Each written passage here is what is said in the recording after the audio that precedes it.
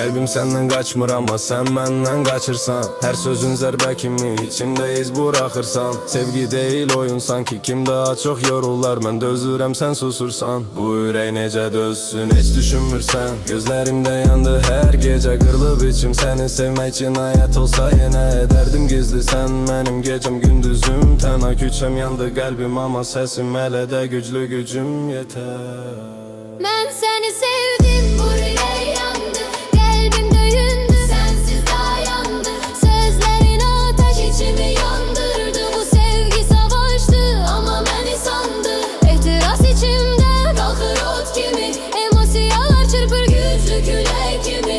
Agresif sevgi vurdu zərbemi.